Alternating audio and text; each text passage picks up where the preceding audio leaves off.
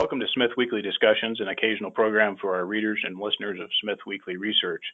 Please note this program is for a private discussion, and everything contained herein is for the entertainment and educational purposes only. With that, we hope you're in a comfortable position along with your favorite beverage to enjoy the discussion. So today we're talking with Walter Coles Jr., Executive Vice President of Virginia Energy Resources. Virginia Energy Resources is listed on the Toronto Venture Exchange under symbol VUI. Walter, welcome. Thanks, Andrew. Pleasure to be speaking with you. Well, before we get into our chat, I just wanted to say thanks to the questions that came in from some of our readers at Smith Weekly, Levi B. At Feeds Explorers, at IMMPrem, Jonathan J., Brian L., at Cure for Low Prices, and others. First off, Walter, tell us what your background is, your past experience, and tell us how you came into and became involved with Virginia Energy along with your father, Walter Coles Sr. Yeah, I guess I would start by saying I never in my wildest dreams imagined that I would be working in the mining industry. I went to University of Richmond. I was an economics major. And after college, I went to work for a bank in New York. And in the right around the period of 2006, 2007, I was approached by a prominent natural resource investment banker in Toronto with an idea of trying to create a company around a mineral deposit that had been discovered on family land down in Virginia. Certainly, we knew that the deposit was there, but we never really thought that as a family with farmland, we would ever consider developing a project ourselves. But back in that time period, 2007, price of uranium was just skyrocketing. It was like it reached, I think it was between $130 and $140 a pound. And with the backing of what was at the time called Sprott Securities, it was a investment banking firm owned by Eric Sprott. We created a company to try to develop the uranium deposit on my parents' farmland. So that's how I ended up leaving finance in New York and creating what is called Virginia Energy Resources, and the operating company is called Virginia Uranium. Okay. And so with that, obviously there's been some downtime. The sector's fallen on hard times for quite some time since Fukushima. And of course, you guys have, the company's wound up in some legal issues with dealing with things there in Virginia. So with that, you were involved with, just recently, I think in the last couple of years, another junior natural resource business. Tell us about Skeena Resources. Yeah, so as you mentioned, we ran into a problem in the state of Virginia when a Democrat was elected governor. Within about a week after he was elected, he announced that he would not allow our uranium project in Virginia to go forward as long as he was governor. So at that point, we stopped trying to work with the state, and we switched to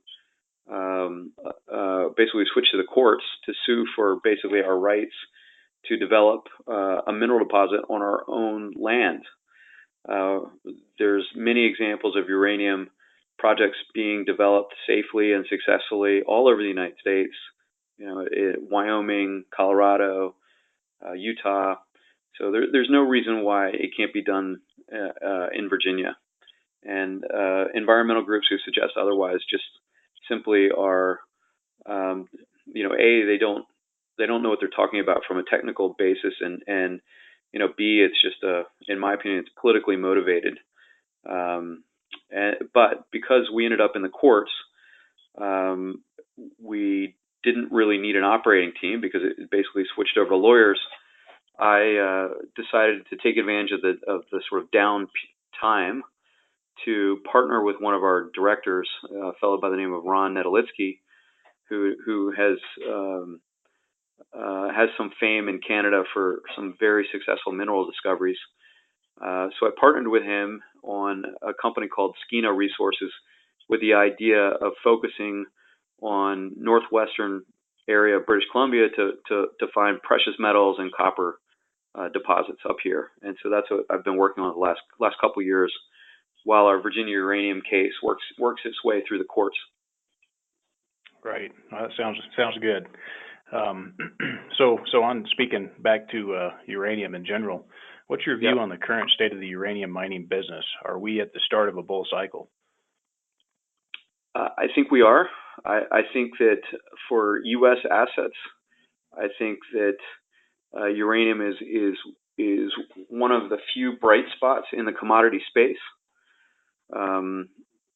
Obviously, vanadium is I think the one standout right now, given that vanadium prices have gone from $3 to $34 in the last 18 months.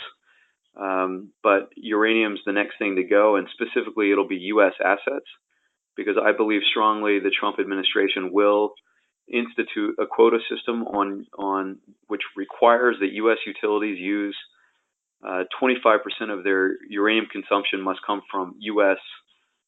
Domestic origin. So I think that announcement out of the Trump administration could come very soon in the next couple months. And with it, I think all U.S. Prominent U.S. uranium assets will get a bid. So there's not a lot to get excited about in the mining space these days, but I think the next one is going to be uranium. So it's a good time for your readers to be looking at U.S. uranium assets. And again, I say U.S. because if there is a quota requirement on U.S. utilities, it will mean that U.S. uranium prices have to go up to create the supply. When I turn to thinking about uranium on the international perspective, I still think that we're going to need some time to work through inventories. For the last decade, basically since Fukushima, the world's been in a surplus in terms of the amount of supply every year versus the consumption. So we had 10 years of inventory, not quite 10 years, but call it 7 years of inventory build. And we've certainly, in my opinion, moved to a deficit on an annual basis, but we got to work through some of those global inventories. So I still think it's probably, maybe two years before international uranium prices start to catch a bid. But I think the near-term opportunity is U.S. uranium assets. Okay. Yeah, absolutely. That's great. And there's some interesting things going on. Should just put some numbers to that. So last year, U.S. utilities consumed, I believe it's about 48 million pounds of uranium, and U.S. domestic production, which is more than just mine production, and there's some secondary sources of supply. But the last I checked, it was about 2 million pounds. So even if it was 1.5 or 3 million pounds, the bottom line is that the United States is importing, more than 90% of its nuclear fuel needs. So that's why I think this situation resonates so much with the Trump administration. Is if ever there was an industry that is dependent on foreigners, it's uranium. And if ever there was a need for the Trump administration to step in and help create U.S. jobs and U.S. industry and U.S. security of supply, it's in the uranium space. So to me, it's a no-brainer. I guess I would say I have almost 100% confidence that the Trump administration will make this move. And I suspect that uranium prices in the U.S. will go from, call it $28 a pound, 29 right now, probably to $50 to $60 a pound. And the consequence of that will be valuations for all your U.S.-based uranium assets will go significantly higher. Wow, that's interesting. No, that's some good views and some good points, and then certainly an interesting prediction there. Absolutely. So it'll be interesting to see how the Section 232 comes out and how that plays out, and whether or not the Trump administration includes maybe Canada and Australia in that, or if it's going to be solely U.S., or how that's really going to play out. See, I just don't buy this thing. I mean, I hear the scuttlebutt around that, there'll be some sort of exclusion for Canada, specifically Cameco, and I don't buy it, because look, what the 232 petition asked for was quotas. So it asked for a requirement that U.S. utilities use U.S. origin uranium. So I don't see the logic in allowing Cameco, it's 25% requirement for U.S. uranium and Canadian uranium. I don't see that. Like, to me, why on earth would the Trump administration do that? I just think it's kind of like wishful thinking on, that shareholders may have on shareholders of Cameco may have. I see zero logic to that. Do you see it ramping up? Like, to get to the 25%, we know that they can't produce. The U.S. can't do 25% tomorrow. But do you see it ramping up? Like, how do we get to the 25%? Obviously, over time. I think it's probably phased in over 2 or 3 years. My understanding is the Department of Commerce sent a delegation to tour the White Mesa Mill in the last week or two. And my understanding also is that for both steel and aluminum tariffs, the tours of production facilities occurred just before announcements were made. So I think what's different on those previous 232 investigations is that the Commerce Department took all 270 days that were allotted to it and didn't come out with its report till just before the time limit was up. If that were to apply to uranium, Commerce would have until April to come out with a report. But my understanding is the tours that took place for aluminum and steel happened just near the end of that 270-day period. So they're occurring much sooner in the process on the uranium side. And the feedback I got was that Department of Commerce was quite impressed with the production capacity of the White Mesa Mill and the capacity for U.S. uranium industry to ramp up production quickly. So, how do you see that? How do you see that playing into the CapEx side and also the permitting side? Do you really think that kind of production can be met in 2 to 3 years? Yeah, absolutely. I think that if the pricing is there, and remember what happens if there's a quota, that means a U.S. utility is required to buy 25% of their fuel from domestic origin sources. Okay, so the nice thing that happens is that U.S. uranium producers go from being price takers to price setters. So a U.S. utility has to buy, by order of the Trump, they must buy U.S. uranium. So that puts U.S. producers in a great position where they say, well, guess what, guys? I'm only going to deliver you the uranium if I can make a decent return on my investment. So that's why, to me, I'm pretty confident we'll see $50, $60 uranium. And with those kind of prices, you'll see support from the investor community. Like, you'll see the money available to get the CapEx raised and get projects online quickly.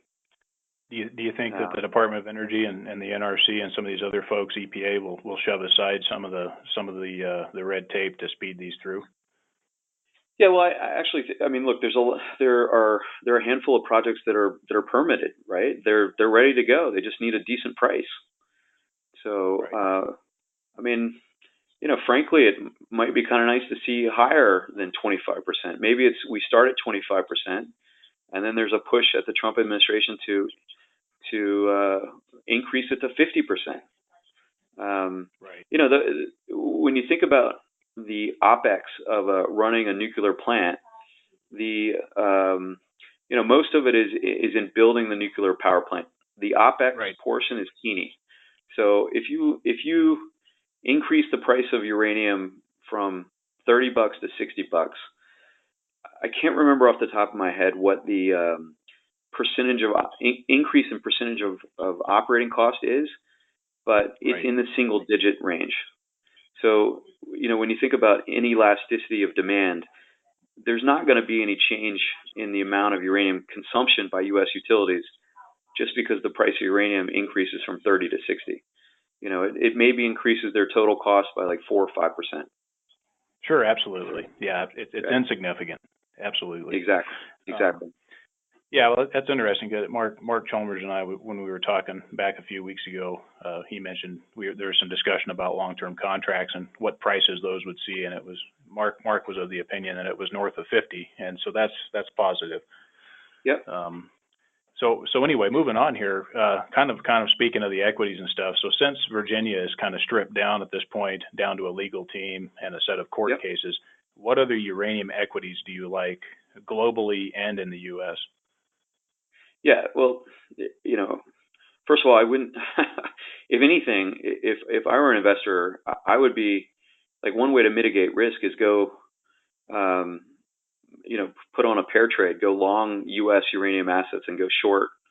Maybe it's short Cameco, frankly. So me, if I were going to be buying uranium assets, I would definitely be buying U.S. uranium assets. And top of my list would be Energy Fuels. It's got the one permitted uranium mill in the United States. The other interesting thing about the uranium deposits in the Colorado Plateau is there's also a combination of vanadium commingled with the uranium, and the White Mesa mill has a circuit to be able to process out the vanadium. And frankly, typically you find the ratio of vanadium to uranium is like 4 to 6 to 1. So meaning there's 4 to 6 times as much vanadium as there is uranium. And given that historically vanadium prices have been between like $3 and $5, but today they're like 30 to 34. I gotta tell you that vanadium credit's worth more than the uranium credit.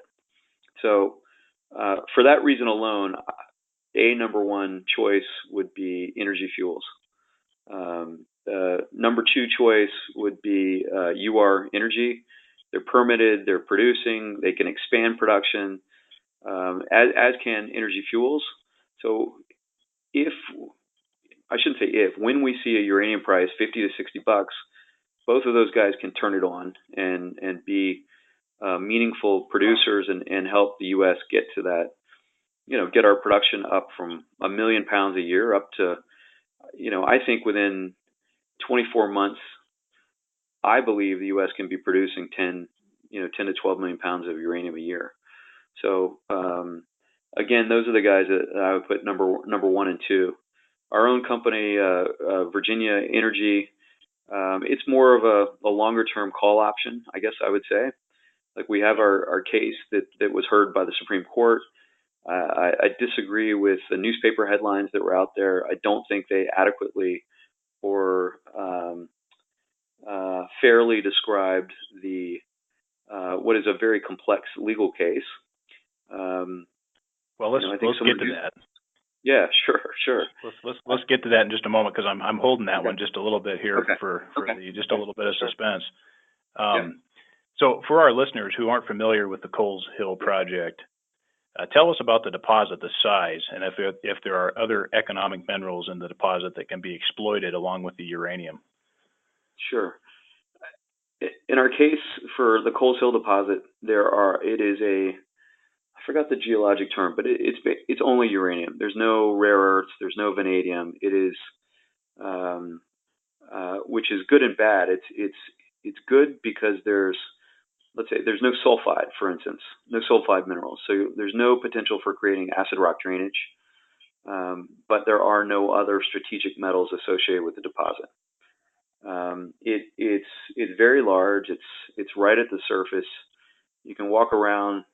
These are basically cow pastures with a scintillometer or a Geiger counter, and it'll go off just standing there.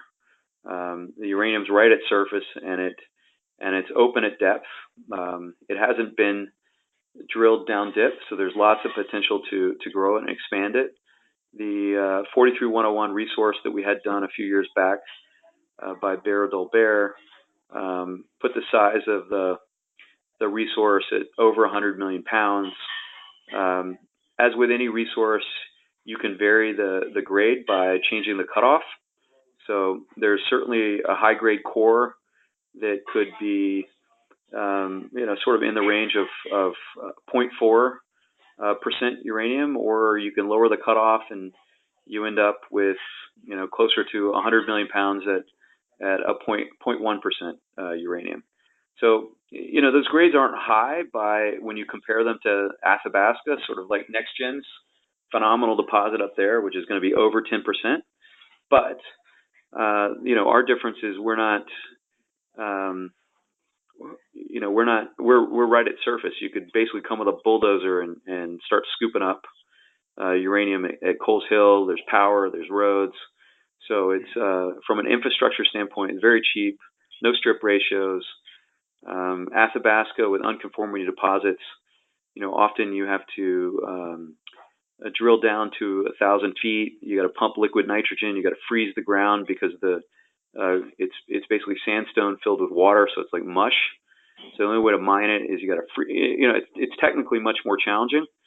So that's why you need a much higher grade in Athabasca, where in Virginia, our grade would make a lot of money. Basically, it's an incredibly attractive deposit. It has very high, north of 30% post-tax IRR. Using that's based on a uranium price in that sort of 55, 65 range, which we do believe is a decent long-term. It's the kind of long-term price that will generate a return for the industry, and we're basically not going to have any uranium mining without a decent return over the longer term anyway. Well, that sounds good. So let's bring in a fleet of Komatsu D575s and let's go to town on it. Yes, sir. Yes, sir. Nothing would make me happier. So well, obviously, the higher the uranium price, the more minerals that are become economic there, the more uranium becomes economic at those lower grades. But is this one with the geology and so forth? And it's interesting your comment, because the geology is environmentally friendly potentially, and with that it comes a lesser argument on the other side. And then also, can the geology there be upgraded? Can you apply some technologies and upgrade? Yeah, I mean, what I've been told by the geologists is the real potential is down dip. Follow this sort of high grade core deeper. But look, there's no shortage of uranium at the deposit already. That's never been the problem. The problem is getting it permitted and into production. I think we made some mistakes with with our efforts to move it ahead. I think we were naive, and we thought we could sit down with environmental groups and try to work together to do a project in a way that would be an example of how a mining project should be done, and that's not to say there are not lots of other mining projects around the world done responsibly, because there are first-class companies that do that, and that was our intention. But I felt that some of the environmental groups that we met with were pretty underhanded in their methods, and to me it was a real eye opener. And I think if we when we make another push to do this, we're not going to be as naive as we were the first time around. Well, it's sad, because these folks that are against these types of things, they pack around iPhones, and they go home at night and they charge them, and they forget about the baseload power that comes from nuclear power. So it's really just backwards, and it's too bad. But I'll add one more anecdote to that. Greenpeace was founded here in Vancouver in the basement of a church it was 5 individuals who founded it, and there was only one of them who had a degree in science. It was a fellow by the name of Patrick Moore, and I had the good fortune of crossing paths with Patrick and working with him on some things, and he told me that Greenpeace got to the point where it was raising between $100 and $200 million a year, and it ceased to be an organization that was considerate about the science from his perspective. It became a political organization and a money organization, and a very effective one at that. And he said that he fell out with the other founders because of that sort of shift to being a political organization. And we all know, and look, I think highly of what Greenpeace does. I mean, if you brought up the topic of whales with Patrick Moore, I mean, I've seen him actually almost start to cry because he feels so passionate about it. But I think some of the environmental groups in the United States are just out of control, and it's very much a money business for them. And you know, they call themselves nonprofits, but when you're raising $100 to $200 million a year, and you have access to corporate jets and all sorts of expense accounts, it calls into question whether they're really nonprofits, in my mind. Yeah, well, and it becomes a little bit distorted at that point once you start seeing the cash, and with that, you know, last I checked, the humpback whales are still passing by Diablo Canyon in California, so right. I don't think they have any issue with it, judging by the investigations there. But you know, one of the things I'll just say, if it came from a basement of a church, then I can tell you that Greenpeace, judging by how things are going right now, that they're going to have a religious experience. So we'll find out how that goes. Yep. So on kind of a little bit on this subject, real quick, if you can just talk to it at Coles Hill, how supportive of the local community, how supportive, and the local landowners nearby Coles Hill, how are those folks doing? You know, it was an interesting thing. I think most of the neighbors are very supportive of it. There were groups of opposition, and you know, the irony is often they were folks who have left the north and moved down to Virginia. You know, let's say they sold their house in New Jersey and they were able to buy an equivalent house in rural Virginia for a third to half the price, and basically they're retired. You know, that's a good description of our opposition there. So, you know, that's part of it. There were some business owners who I think felt threatened by the idea that we would create, you know, several hundred high-paying jobs and potentially create competition on you know, the wages that they would have to pay their own employees in the area. So, look, it wasn't 100% by any means, but I personally felt that and based on polling work that we did there was you know, a better than 50%, you know, better than majority level of support for the project. And you know, my view is when we go in and make the next push at this, we're going to take all the things that we learned and apply them to being, I think, much more effective at getting this project pushed through. I don't want to go into the details about all those things, because in case this you know, recording gets out, I don't want to sort of divulge the playbook. But look, I mean, we've had that land in my family for 200 years, and you know, if we got to wait another 10 years to make it, or 5 years, or 15 years to make the push, like I can promise you that we will be making another push. Sure, absolutely. And you know, some of those surrounding businesses, they tend to forget the economics of it too, and what bringing on new employees and having that operation nearby would potentially help out some of these retail businesses and so forth. So moving on. So back to Virginia, the company, the share structure and so forth. So Virginia has 3 major shareholders last time I checked: your family, Energy Fuels, and Sprott. So we've recommended Energy Fuels in our nuclear report, and as folks know, we also have Virginia as a speculation. So what is the relationship with Energy Fuels first, and then also what's the relationship with Sprott?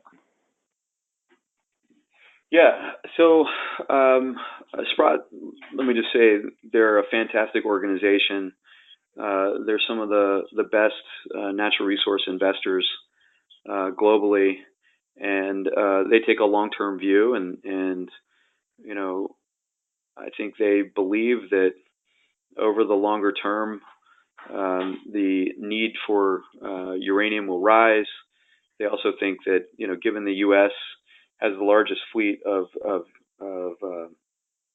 reactors, it makes sense that at a certain point the U.S. will develop its own domestic industry, and so I think that was their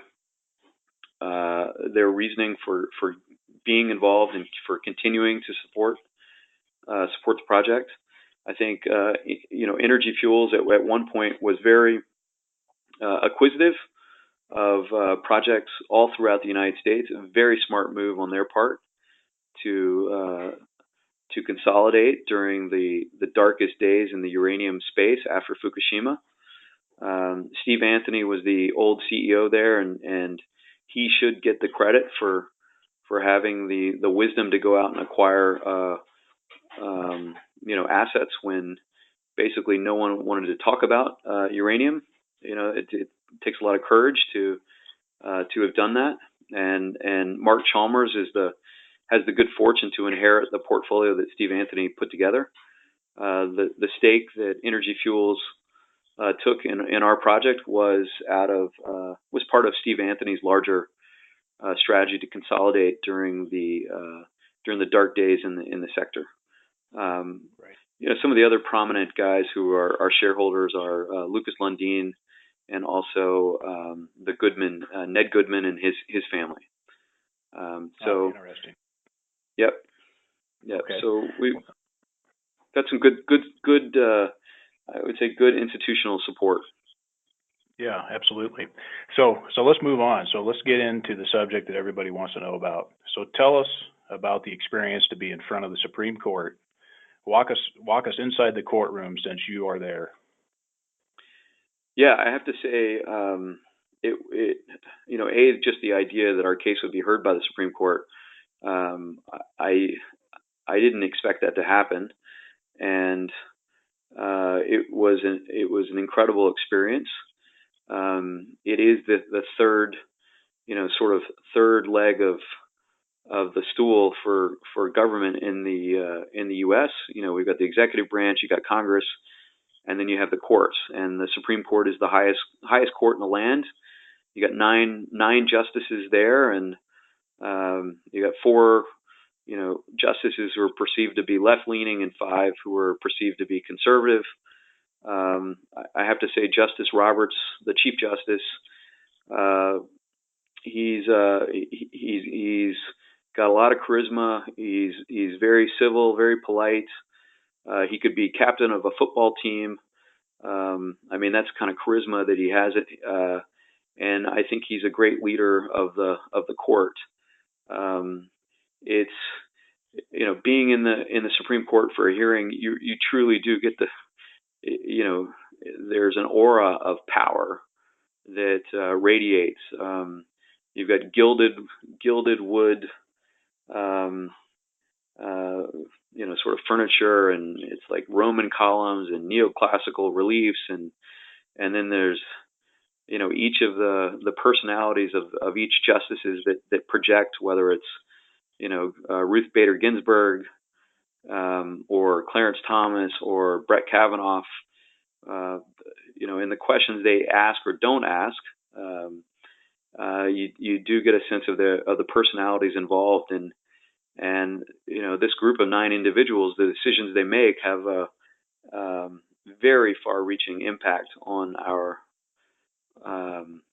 the way the United States will has evolved and will continue to evolve. So, phenomenal experience. It takes 4 justices to choose to vote to hear a case. They get somewhere between 10,000 and 15,000 appeals a year, and they hear somewhere between 50 and 70 cases a year. So the success rate on appeal to have your case heard by the Supreme Court is, it's about a 0.5% success rate. So, basically 1 out of every 200 appeals has the opportunity to be heard by the court. We had amicus briefs filed by 3 members of the United States Senate Armed Services Committee. Ted Cruz was one of those guys. We also had the Trump administration file an amicus brief.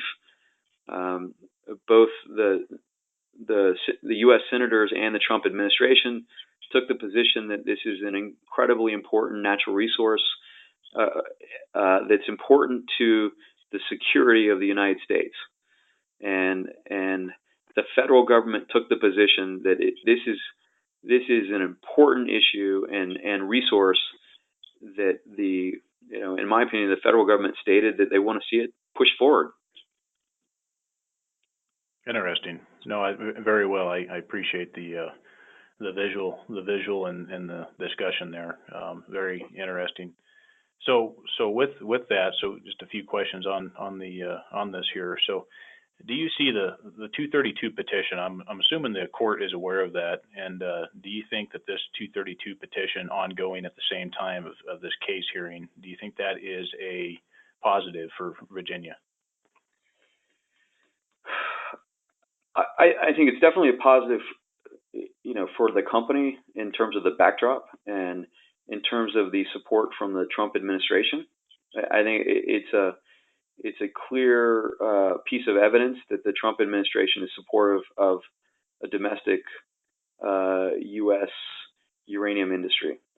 With regards to the justices, I don't think it has quite the impact because it hasn't even happened, right? And the justices will have already. This is a crazy thing. They will have already gotten together at this point and have already voted on this case. So they get together in a private conference about 2 weeks after the case is heard, and they discuss it amongst themselves, and then they vote. So that's already happened. So the justices already know what's gonna,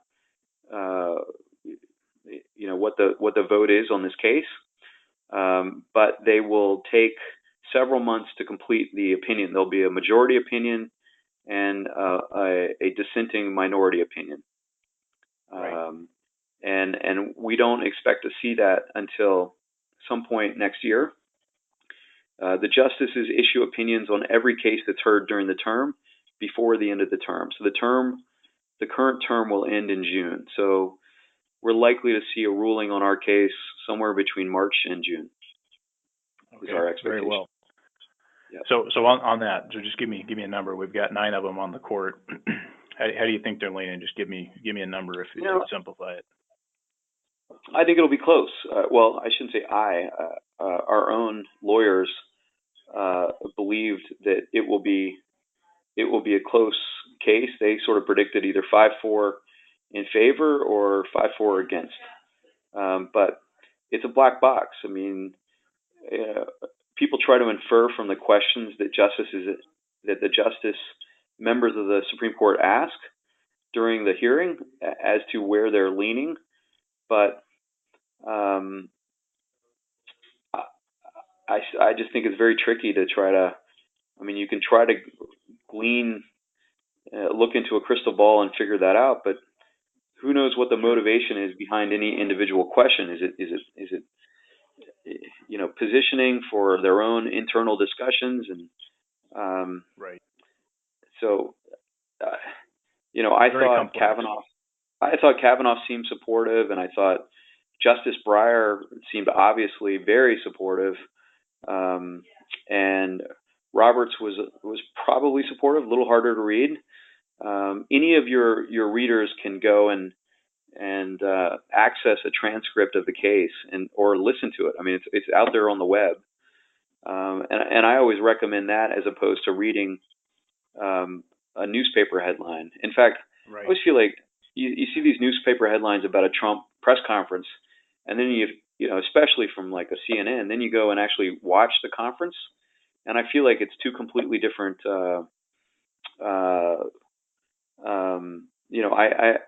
I sometimes have a completely different take on a Trump press conference from what's reported in the news, and that's how I felt about our hearing at the Supreme Court. Right, and yeah, we saw the text written versions of the discussions. I wasn't aware of an audio, but certainly we saw how the stock traded when some of the news agencies put out their stuff there, and they certainly did some folks a favor to get lower prices. But Yeah, it Yep. is interesting, and the misleading nature of the media is obvious in the United States. So it's interesting to see how that'll go. And with that, we had there's some content coming out from us that has a position on the issue. Yep. So we're actually writing an article about that will come out in the next week or 2 weeks. And then Dustin, when Dustin and I spoke just yesterday, he had an opinion on it as well. So I'll share that with you later so you can check it out. Sure. So let's go to the next one here. So if Virginia loses, yep. What are the next steps to keep pressure on the project, if you can share that?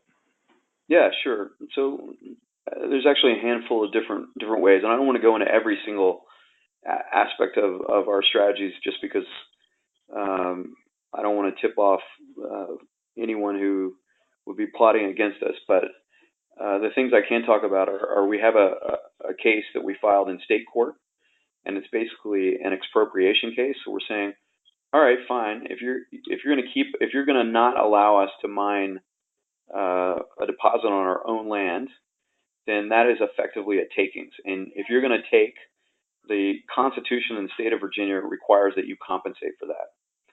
So our lawyers felt very strongly that case had good legal merit. And the reason we put that case on hold is because the Supreme Court has, as I mentioned, thousands of cases appealed to it every year. And so they're limited in their time in the cases they can hear. So if they believe a case has other venues for salvation or for satisfaction, then they won't hear the case because they'll say, oh, well, that case could get resolved through this other method. So we didn't want that to be a reason that the Supreme Court didn't hear our case. So we asked for a stay on our state case, which was granted by the state judge. So if the Supreme Court rules against us, we will restart that case in state court. So that's one way. Another way is that we get a Republican governor who's supportive, and a Republican attorney general who's supportive. The Republicans have generally in the state been very supportive of our project, and we have had some support from certain Democrats, but if we have if we have a governor who's opposed to the case, that governor can veto any legislation, and we would need 2/3 of the legislature to push it ahead. So we have not been able to. We felt confident we could get a majority, but we never thought in the current climate we could get a supermajority. So we can always go back and try to work. If the stars line up politically and we have a supportive government in Virginia, we can finish what we were trying to do earlier.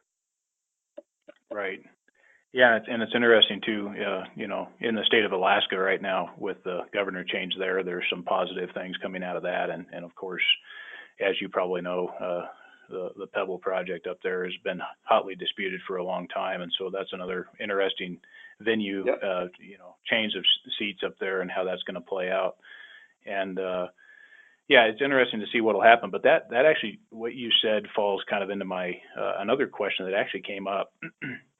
Is there a case about federal eminent domain to put the project within federal hands? It's interesting that you say that, because during the hearing, and maybe you read this in the transcript, the Solicitor General, which is the top litigator for the federal government, was giving his presentation to the court, which was supportive of our project, and Justice Kagan interrupted him and said, listen, she said, if this is so important to the federal government, then the federal government could, she used the term, condemn the lands, and then it becomes federal land, and the state of Virginia has no authority to regulate a project on federal land. So it's something we've thought about before, and I thought it was interesting that Kagan would bring it up. We have a supportive federal government right now, and if the area that was, so we have about 3,000 acres there, and the area that would be mined is, it's not very big. It's 2 open pits. Probably each pit is 80 acres, 75 acres each. So, Right. If the federal government through eminent domain were to take control of those lands, in a situation where maybe they leased we lease the mineral rights, government takes ownership of the land, and we push ahead with the project. Like, that is certainly an option that could be on the table. Sure, absolutely, and that's as you head out west, like everybody knows, federal land increases substantially as you head out west, and people take leases, and so it's kind of normal out there.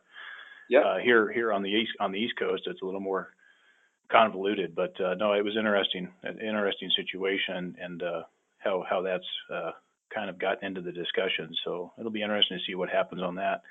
So if the project is able to proceed into development and permitting, are all the financing options for the project on the table, including royalty and streams? Yeah, I mean, I think that look, if this project has a permit, it won't have any problem raising capital for it. I mean, the returns Sure. at at $50 uranium are awesome. So it shouldn't be very difficult to raise capital. Okay. No, absolutely. That's good. That was a reader question, and I wanted to bring that up. And with that Sure. too, I think there's a little bit of emphasis on the royalty and streams because of the changing atmosphere in the market. We had just sent a letter to Sandstorm Gold arguing that the royalty companies and the streaming companies need to take a look at uranium, and they need to close out their tunnel vision with regards to, well, we're just focused on precious metals. Well, you should really look at the whole realm of natural resources. And if Franco-Nevada is looking at oil, maybe if the timing is right and the situation is right and the math adds up, uranium makes a lot of sense at these points. So we made that point. And then with that, as you might know, there is a royalty company that just came out, or it's still private. I believe it's going to be listed at some point, Uranium Royalty Corp. And so anyway, so that was an interesting question that came about. Yeah, I mean, look, uranium's a small world. Phil Williams is the person behind that uranium royalty company, and Phil was the banker at Dundee Securities, who got Energy Fuels to take a stake in Virginia Energy, and backing Phil, no surprise, are the guys at Sprott. So it's all very incestuous. Great. Well, so at this point, tell us why investors should consider Virginia at this point in the game. Tell us about the funds of Virginia right now, the plans. Obviously, we know what that is, the share structure and the management expertise, and why now should investors get involved? Yeah, well, look, I would say there's a couple catalysts. I think the most near-term catalyst is the 232, and my recommendation to investors is buy a basket of U.S. uranium companies, including Virginia in that basket. I mean, I'd weight it more towards Energy Fuels and just put a small piece of Virginia in there. Virginia's got a market cap of, it's less than $10 million Canadian. So that's your lottery ticket. Energy Fuels, I could see the upside there being, maybe a 3 or 4 bagger, which is a great return. But, our little Virginia Energy could be a 10 to 20 bagger kind of opportunity. So higher risk, but a higher reward. And that's why I say put together, take a basket approach. And, the other thing is there's just liquidity considerations with any of these companies. So whether you're an individual or institution buying, I think the basket approach is a good way to mitigate risk and maintain decent upside potential. So again, just to recap, 232 would be the near-term opportunity for Virginia. The second massive game-changing opportunity is a positive ruling out of the U.S. Supreme Court. So that's, in terms of timeline, that's sometime next spring. I guess the third sort of catalyst for the sector in general is to see an increase in international uranium prices. So I do think that's in the cards. I just think it's a little bit further out than I think a lot of people in the industry like to say. So maybe I think it's probably 2 years. But then again, the thing about commodities is they're unpredictable. You can wake up one day and they just take off in a way that you never expected. So I guess, again, just to emphasize the conclusion, I would do a basket approach of U.S. uranium equities. Right. No, absolutely. It's good. And Virginia is obviously, capital-wise, is very, very lean. And, you guys are... It is. I'm sorry. I didn't answer your question there. So we have about $500,000 in the Treasury, but we have one employee that's paid. She's a personal assistant. She works part-time. I think, our cost there is maybe $25,000 a year. So we really don't have any expense. We own a lot of land and we receive rental income on the land. We bought land to be buffer, and so one of the things we can do to fund legal fees is take some of that buffer land and sell it. So there's no imminent need to raise any capital to fund our legal strategy. We could go for years without raising any additional money. Right. So the rental, you're renting out the cow pastures. Exactly. Yep. Excellent. Yep. Excellent. I like it. No, that sounds great. It's an interesting situation, and it's very, very lean. The share structure is very, very respectable, and so it's a good setup and a great speculation. And we share much of the same opinion on how investors should approach Virginia. So Walter, it's been fun, insightful. We really appreciate you coming on. Thank you, Andrew. Pleasure talking with you.